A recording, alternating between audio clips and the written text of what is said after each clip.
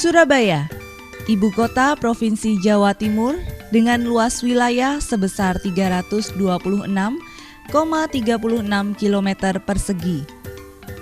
Luas wilayah dan jumlah penduduk metropolisnya yang mencapai 3 juta jiwa menjadikan Surabaya sebagai kota terbesar kedua di Indonesia setelah Jakarta. Kata Surabaya berasal dari cerita mitos pertempuran antara sura atau ikan hiu dan buaya yang akhirnya membentuk kata Surabaya. Surabaya terkenal dengan sebutan kota pahlawan karena sejarahnya yang sangat diperhitungkan dalam perjuangan merebut kemerdekaan bangsa Indonesia dari penjajah. Sebagai kota pahlawan, Surabaya menyimpan banyak kenangan historis. Bangunan-bangunan bersejarah peninggalan masa penjajahan dan letaknya yang strategis di antara dua daerah wisata seperti Yogyakarta dan Bali memberikan keuntungan dan nuansa tersendiri bagi keindahan kota Surabaya dan banyak menarik minat wisatawan baik lokal maupun mancanegara.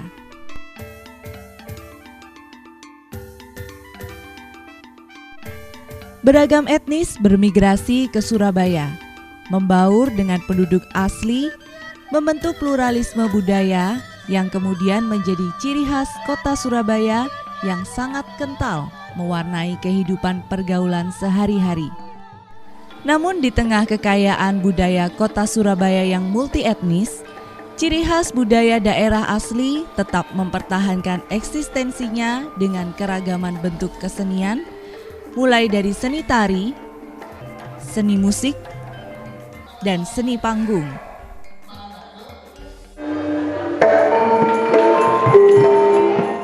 Sudah sangat dikenal bahwa ludruk merupakan kesenian rakyat asli Jawa Timur termasuk Surabaya.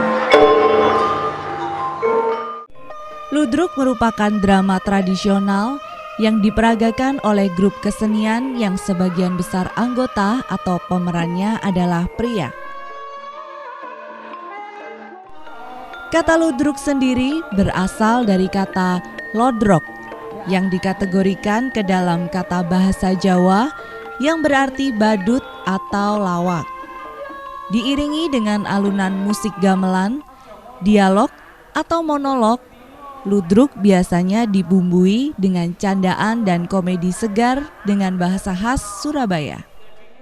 Struktur pementasan dari awal terciptanya seni ludruk hingga saat ini tidak mengalami perubahan yang signifikan. Pertunjukan dibuka dengan tarian khas Jawa Timur yaitu tari remo dengan diiringi gamelan yang menggambarkan seorang yang gagah dengan tata rias wajah dan busana yang menarik. Kemudian dilanjutkan dengan bedayan atau tarian joget ringan oleh beberapa sinden yaitu lelaki yang berdandan seperti wanita sambil melantungkan kidung jula-juli yang diambil dari pantun atau syair dengan tema kehidupan sehari-hari.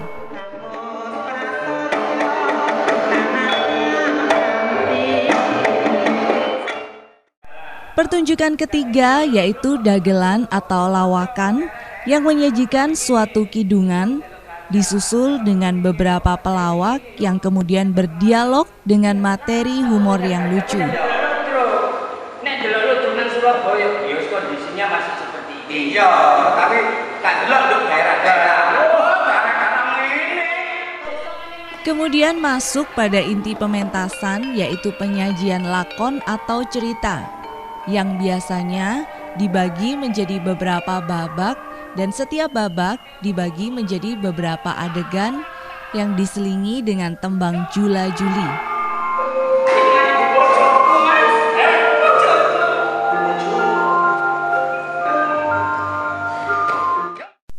Pada era kemerdekaan, ludruk turut memiliki peranan penting. Populer di kalangan masyarakat pada masa itu. Ludruk pun turut berfungsi sebagai penyampai pesan persiapan kemerdekaan. Sampai setelah merdeka, ludruk masih tetap digunakan sebagai penyampai pesan pembangunan Indonesia. Terlepas dari fungsi sejarah dan juga budayanya, ludruk memang menjadi ikon penting bagi masyarakat Jawa Timur. Namun sejalan dengan perubahan zaman, ludruk terancam punah. Hal ini ditandai dengan kurangnya minat masyarakat terhadap pertunjukan ludruk. Jumlah pemainnya yang bertahan semakin berkurang. Bahkan harga tiket yang murah pun masih belum dapat mendongkrak trafik pengunjung. Jadi perkembangan ludruk sejak tahun 75 kurang lebih, ketika televisi mulai membudaya, mulai banyak dimiliki masyarakat, ya. Kemudian sajian televisi pada waktu itu masih TVRI itu juga sangat kental dengan seni budaya tradisi. Itu pertunjukan ludruk sudah mulai susut, artinya itu yang di gedongan, artinya pertunjukan ludruk di gedongan itu yang mangkal di sebuah gedung-gedung tertentu yang darurat, biasanya di alun-alun, di pedesaan, itu semua pada bangkrut, ya. Karena masyarakat lihat TV tinggal pilih, ya, gitu masalahnya itu. Telah diadakan pembagian kuesioner untuk melihat pengenalan dan kecintaan akan kesenian ludruk kepada 80 orang anak muda dan pekerja usia 18 sampai 35 tahun. 36 orang diantaranya merupakan penduduk asli yang tinggal di Surabaya. Sebanyak 91,7% dari responden asal Surabaya mengaku mengenal ludruk sebagai kesenian Jawa Timur. Namun hanya 25% atau 9 responden yang menyukai dan pernah menonton pertunjukan ludruk di THR Surabaya. Membosankan dan tidak menarik merupakan alasan sebagian besar responden yang menyatakan tidak suka dengan kesenian asli Indonesia ini. Penguasaan bahasa menjadi alasan sebagian responden, dan beberapa lainnya tidak menyukai ludruk karena merasa ludruk tidak sesuai dengan perkembangan zaman saat ini. Untuk pelestarian budaya daerah, tidak banyak responden yang bersedia terlibat langsung, namun menyatakan dukungannya terhadap kebijakan pemerintah. Ya, saya rasa sih media pegang peranan paling penting. Kalau menurut saya, kalau itu memang dirasa penting, saya percaya seharusnya pemerintah lebih mengekspos itu di media. Saya pernah mendengar tentang kesenian ludruk dan menurut saya kesenian ludruk cukup menarik. Tetapi sayangnya kesenian ludruk tidak terlalu populer di Surabaya karena banyak seniman-senimannya yang kurang mempopulerkan kesenian ludruk itu sendiri. Di Surabaya, ludruk masih tetap bertahan walaupun hanya beberapa puluh pemain saja. Tercatat sebanyak 789 grup ludruk ada pada tahun 1980-an. Namun seiring dengan waktu, jumlah ini pun semakin berkurang. Agar kita tidak akan terjadi seperti di negara-negara yang mau mengeklaim kesenian kita itu. Nah, mulai sekarang ya inventarisasi. Itu sejak dulu, tahun 84. Itu Jawa Timur sudah menginventarisasi kesenian-kesenian daerah unggulan.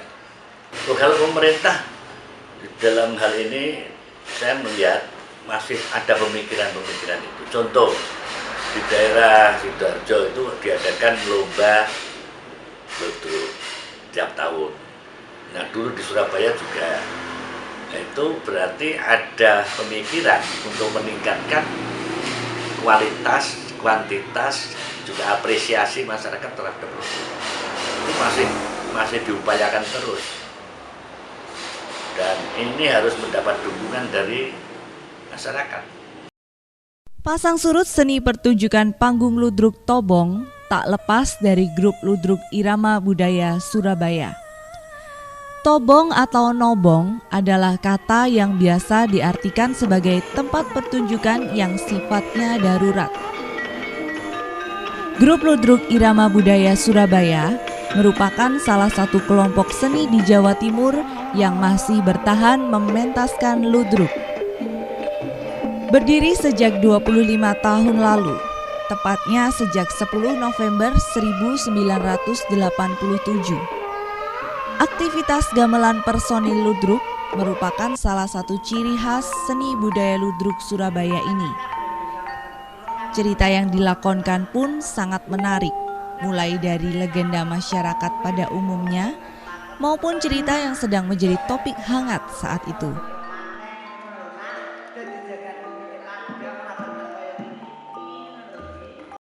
Untuk tahun berdirinya, Irama Budaya itu tahun 1987, tepatnya tanggal 10 November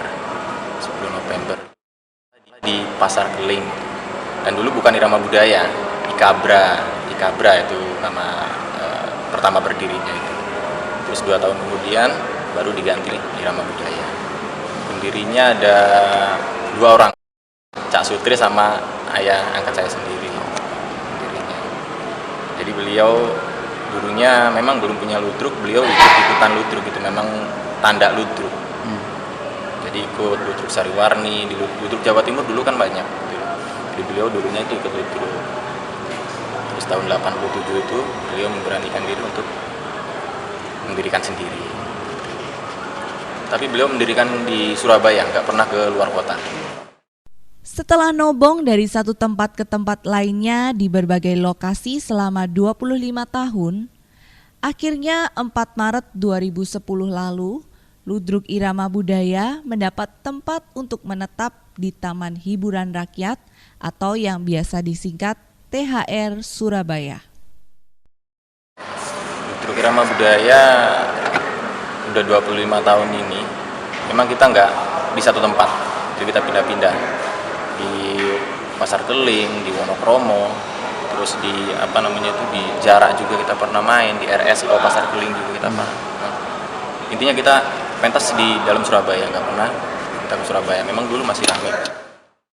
Adalah almarhum Sunaryo, seniman ludruk asli Ploso Gang 3 Surabaya yang akrab disapa dengan nama Zakia, merupakan pemimpin ludruk Irama Budaya yang seumur hidupnya memperjuangkan eksistensi ludruk Surabaya. Di gedung inilah karya-karya ludruk Irama Budaya diproduksi dan dimainkan, sekaligus menjadi tempat tinggal sebagian besar seniman seniwatinya. Seolah tidak menghiraukan hiruk-pikuknya kota Surabaya, para anggota ludruk Irama Budaya terus berlatih dan mencari kreasi baru untuk pertunjukan setiap minggunya. Sebagian besar berasal dari berbagai daerah di Pulau Jawa, bahkan ada yang dari luar Pulau Jawa.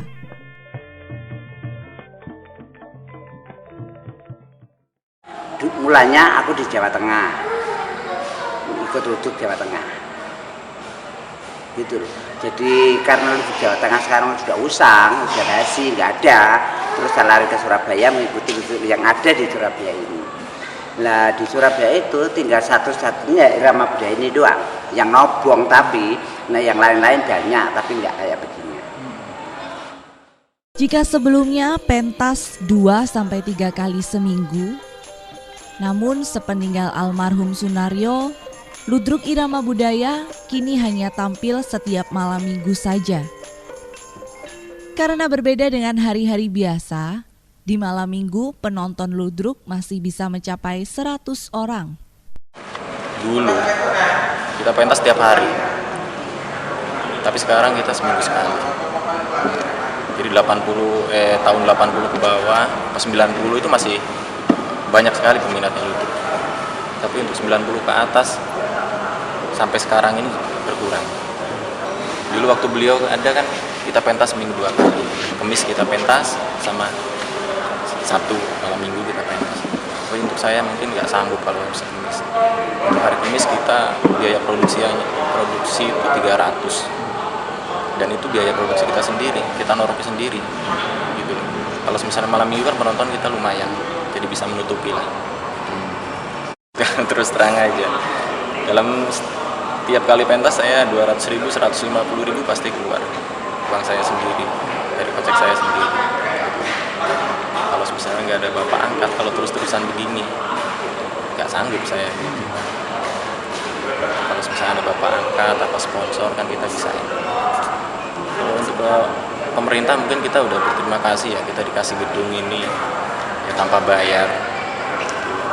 Dulu malah kita pentas di Wonokromo itu kan sewa tempat, sewa gedung. Dalam setahun aja kita 8 juta belum termasuk lampu. Kalau di sini kita kan cuma biaya untuk kebersihan mungkin ya nggak banyak. Mungkin kita untuk ya butuh bapak angkat aja gitu, bapak sponsor gitu aja. Dengan karcis seharga Rp5.000, para penikmat ludruk sudah dapat menyaksikan pertunjukan ludruk irama budaya dari jajaran kursi penonton yang sudah tua. Pemasukan yang sangat minim membuat irama budaya jarang dapat memperbaiki ataupun meningkatkan sarana dan prasarana penunjang pertunjukan ludruk. Tak hanya gedung yang sederhana dengan kapasitas penonton yang terbatas, peralatan yang digunakan pun masih sederhana. Setiap kali pertunjukan, gedung ini hanya menggunakan seperangkat gamelan dan beberapa alat pengeras suara. Dulu masalah anggota itu bisa bertambah, tapi sekarang nggak bisa. Generasinya sudah nggak ada. Orang yang mau ludruk kayak umpamanya kayak Baryanya ya, umpamanya terjun di dunia ludruk itu kok bayarannya nggak mencukupi. Penghasilan yang begitu rendah tentu tidak mencukupi untuk sumber penghidupan. Tak heran, seniman ludruk amat mengharapkan saweran penonton yang meminta gending-gending atau lagu-lagu. Hasilnya kemudian dibagi-bagi sesama mereka. Sehari-hari para seniman ludruk juga memiliki pekerjaan sambilan, misalnya sebagai penjual kopi. Kehidupanku sehari-hari memang tak sambil segalanya. Apa aja yang aku disuruh sama orang dan aku bisa tak jalani. Entah orang itu nyuruh aku nyuri, entah orang itu manggil aku untuk masak, entah aku dipanggil untuk cleaning service, meresipun itu cuma aku bersih, aku jalani. Yang penting halal dan aku bisa makan. Di zaman yang keras dan arus modernisasi yang tak terelakkan, para seniman ludruk irama budaya Surabaya tetap mempertahankan eksistensi ludruk di Indonesia.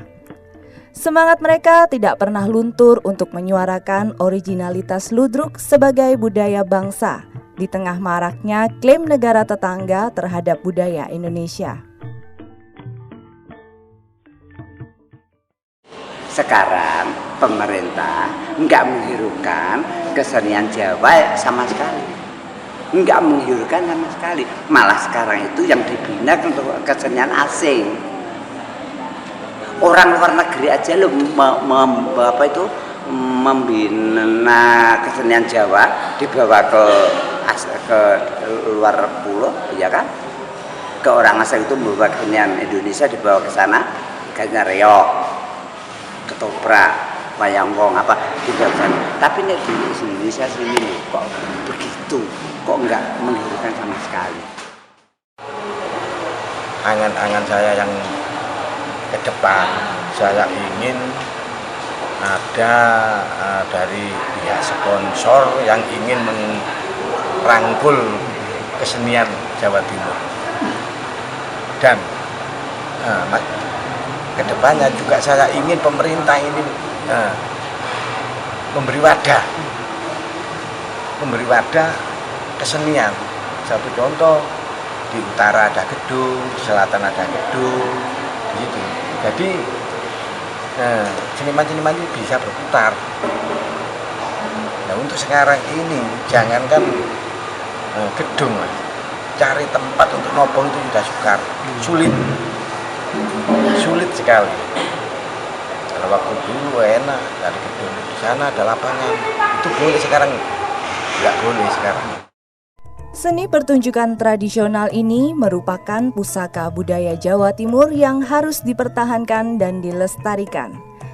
Tak hanya seniman ludruk, pemerintah dan masyarakat pun memiliki tanggung jawab untuk bekerja sama dalam pelestarian seni budaya bangsa.